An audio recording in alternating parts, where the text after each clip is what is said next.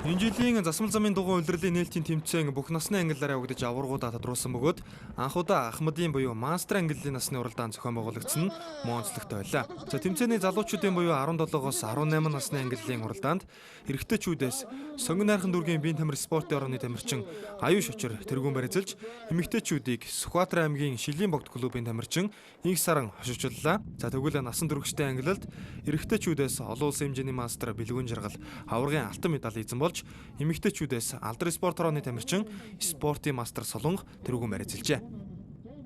Өнөөдөр бол ингээ нээлтийн тэмцээн болж байгаа уралдааны дугуйны анхны.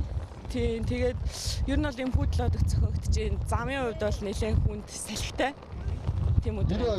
Тэгээд сайхан уралдаан. Ер нь бол зөндөө олон тэмцээн байгаа.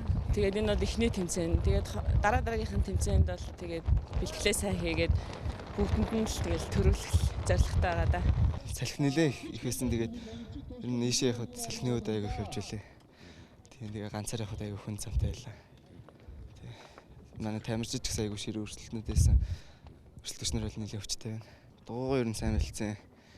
Тэгээд манай дугуйлт гэдэг манай багийн ахлагч тусласан, маш их тусласан. Гараа намс гарахад төвд сайн салхитай байсан. Тэгээд яг барины нөгөө ороход бол салхины уруу болохоор гайгүй байсан. Уруу болохоор тэгээ энэ жоохон хүндэлтэй байсан салхины уруу. Багийнхаа хөдөлгөөнөөр тэгээд суугаад тэгээд явсан да. Хамгийн гол нь нөгөө би дээдс лугаас цуг нэг занд нь бас оролцсон. Тэгээд уртайгаа охиныг бас гүйцэх гэж бас зөндөө хичээсэн.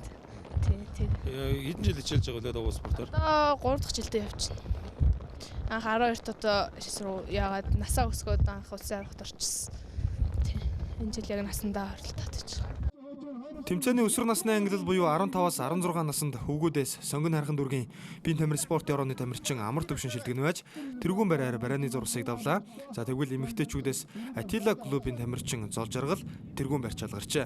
За тэмцээнд багийн дүнгээр өсвөр насны ангиллалд спортын мастер Бацүх тасгалжуулагчтай Төв аймгийн биеийн тамир спортын ороо тэргүүн барьж алгарсан бол залуучуудын ангиллалд олон улсын хэмжээний мастер Мөнх бат тасгалжуулагчтай сонгон хайрхан дүүргийн биеийн тамир спортын ороо тэргүүн барьцалжээ.